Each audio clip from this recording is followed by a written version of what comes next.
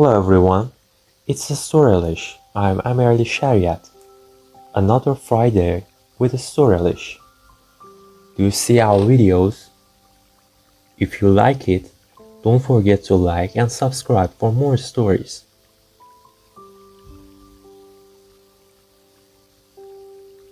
And one day he advised me to do my best to make a beautiful drawing for the edification of the children where I live. If they travel someday, he told me, it could be useful to them. Sometimes there's no harm in postponing your work until later, but with baobabs, it's always a catastrophe.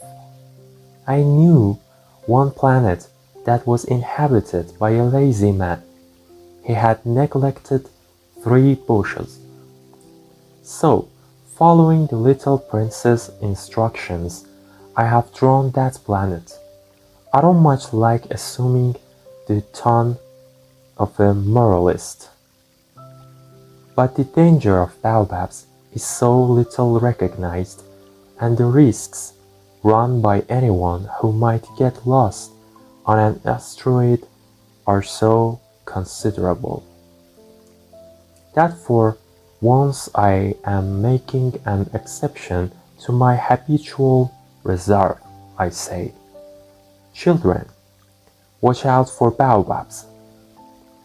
It's to warn my friends of a danger of which they, like myself, have long been unaware, that I worked so hard on this drawing. The lesson I'm teaching is worth the trouble. You may be asking, why are there no other drawings in this book as big as the drawing of the baobabs? There is a simple answer. I tried, but I couldn't manage it. When I drew the baobabs, I was inspired by a sense of urgency. Little Prince, gradually, this was how I came to understand your sad little life. For a long time, your only entertainment was the pleasure of sunsets. I learned this new detail on the morning of the 4th day when you told me. I really like sunsets. Let's go look at one now. But we have to wait. What for? For the sun to set. At first, you seemed quite surprised, and then you laughed at yourself. And you said to me, I think I'm still at home. Indeed, when it's noon in the United States, the sun, as everyone knows, is setting over France. If you could fly to France in 1 minute, you could watch the sunset. Unfortunately, France is much too far, but on your tiny planet, all you had to do was move your chair a few feet, and you would watch the twilight whenever you wanted to. One day, I saw the sunset 44 times, and a little later you added, when you're feeling very sad, sunsets are wonderful. On the day of the 44 times, were you feeling very sad? But the little prince didn't answer. On the 5th day, thanks again to the ship, another secret of the little prince's life was revealed to me, abruptly, with no preamble. He asked me, as if it were the fruit of a problem long pondered in silence, if a sheep eats bushes, does it eat flowers too? A sheep eats whatever it finds. Even flowers that have thorns? Yes, even flowers that have thorns. Then, what good are thorns? I didn't know. At that moment, I was very busy trying to unscrew a bolt that was jammed in my engine. I was quite worried, for my plane crash was beginning to seem extremely serious, and the lack of drinking water made me fear the worst. What good are thorns? The little prince never let go of a question once he had asked it. I was annoyed by my jammed bolt, and I answered without thinking, "Thorns are not good for anything. They're just the flower's way of being mean." Oh, but after a silence, he lashed out at me with a sort of bitterness. "I don't believe you. Flowers are weak. They're naive. They reassure themselves whatever way they can. They believe their thorns make them frightening." I made no answer. At that moment, I was thinking, if this bolt stays jammed, I'll knock it off with the hammer. Again, the little prince disturbed my reflections. "Then you think flowers?" "No, not at all. I don't think anything. I just said whatever came into my head. I'm busy here with something serious." He stared at me, astounded. "Something serious?" He saw me holding my hammer, my fingers black with grease, bending over an object he regarded as very ugly. "You talk like the grown-ups." That made me a little ashamed, but he added mercilessly, "You confuse everything. You've got it all mixed up." He was really very annoyed. He tossed his golden curls in the wind. "I know a planet inhabited by a red-faced gentleman. He's never smelled a flower. He's never looked at a store. He's never loved anyone. He's never done anything except add up numbers, and all day long he says over and over, just like you, 'I'm a serious man. I'm a serious man,' and that puffs him up with pride. But he's not a man at all. He's a mushroom." "He's a what?" "A mushroom." The little prince was now quite pale with rage. For millions of years, flowers have been producing thorns. For millions of years, sheep have been eating them all the same. And it's not serious trying to understand why flowers go to such trouble to produce thorns that are good for nothing. It's not important. The war between the sheep and the flowers, it's no more serious and more important than the numbers that fat red gentleman is adding up. Suppose I happen to know a unique flower, one that exists nowhere in the world except on my planet, one that a little sheep can wipe out in a single bite one morning, just like that, without even realizing what he is doing. That isn't important?" His face turned red now, and he went on, "If someone loves a flower of which just one example exists among all the millions and millions of stars, that's enough to make him happy. When he looks at these stars, he tells himself, 'My flower's up there somewhere.' But if the sheep eats the flower, then for him it's as if suddenly all the stars went out. And that isn't important? He couldn't say another word. All of a sudden, he burst out sobbing. Night had fallen. I dropped my tools. What did I care about my hammer, about my bolt, about thirst and death? There was on one star, on one planet, on mine, the earth, a little prince to be consoled. I took him in my arms, I rocked him, I told him, the flower you love is not in danger. I'll draw you a muzzle for your ship. I'll draw you a fence for your flower. I didn't know what to say, how clumsy I felt. I didn't know how to reach him, where to find him. It's so mysterious, the land of tears. For the rest of the story, don't forget to like and subscribe and be waiting on Monday night. ترجمه فارسی.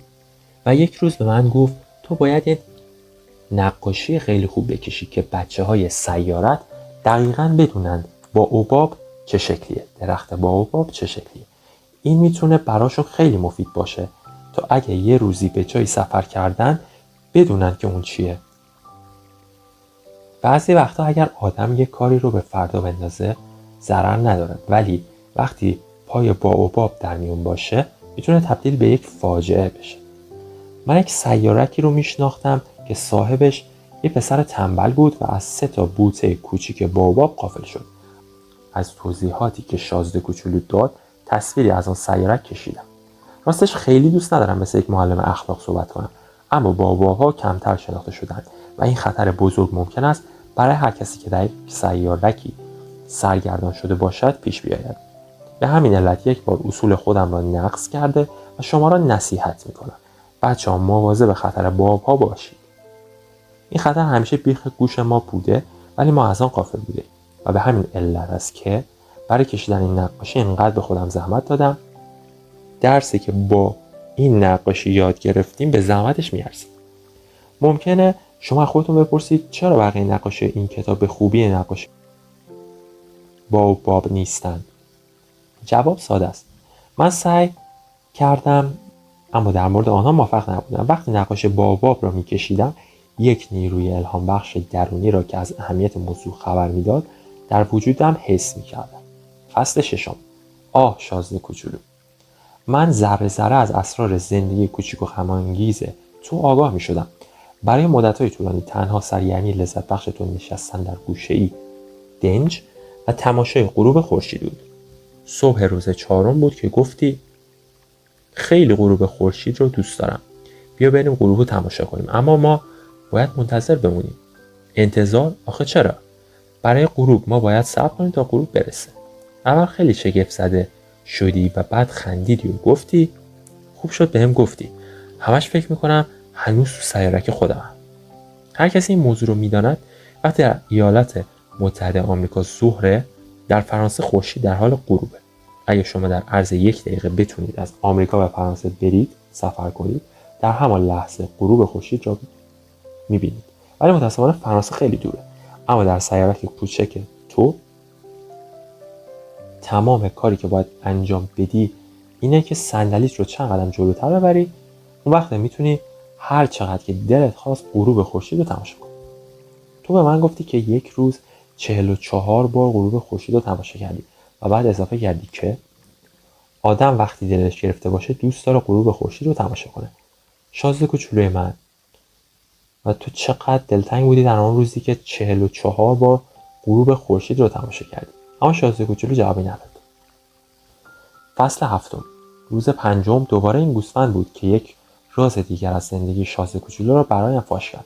یک مرتبه و بدون مقدمه، مثل اینکه سوالی را برای مدت‌ها در گوشه ذهنش پرورانده باشد، از من پرسید یک گوسفند که بوته ها رو میخوره گل‌ها رو هم میخوره. یه گوسفند هر چی رو که پیدا کنه میخوره، حتی گل‌هایی که خار دارن. آره، حتی گل‌هایی که خار دارن. پس خارا به چه دردی میخورن؟ نمیدانستم. در آن لحظه سخت درگیر باز کردن یک مهره کوفتی بودم و خیلی نگران، چون کم کم داشتم متوجه می‌شدم خرابی موتور هواپیما خیلی جدی‌تر از آن چیزی است که تصور می‌کردم.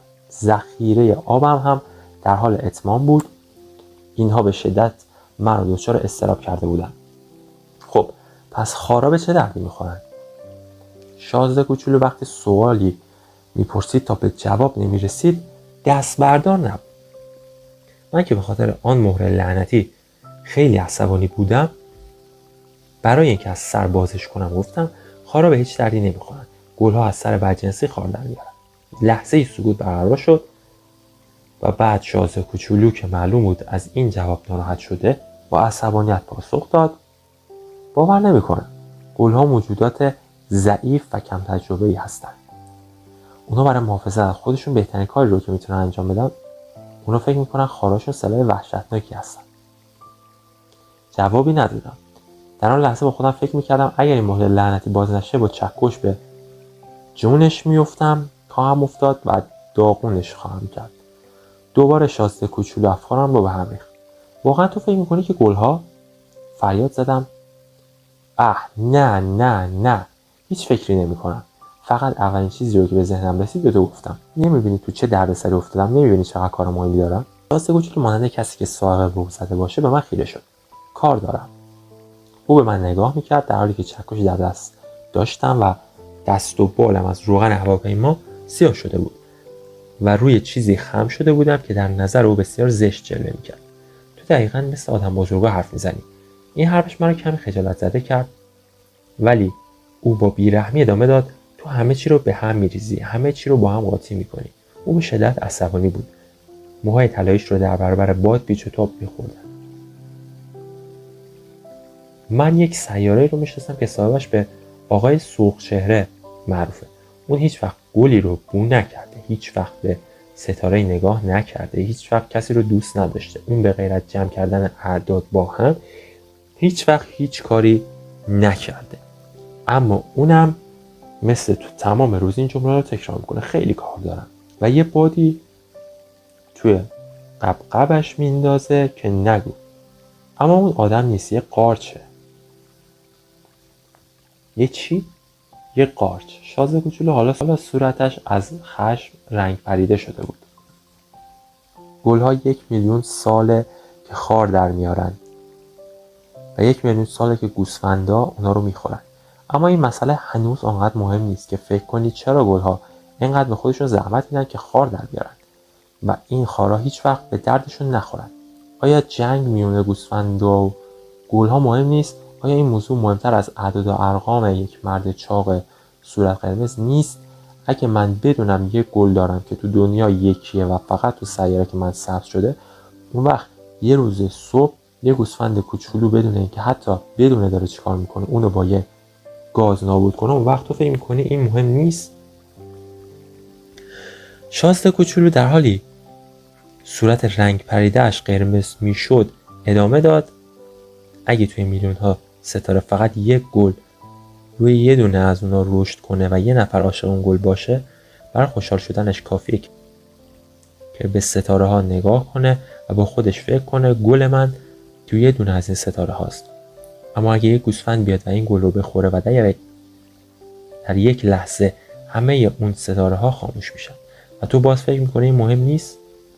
بغض شکست و حقحق گریه کلمات رو در گلویش خفه کرد. شب فرا رسیده بود.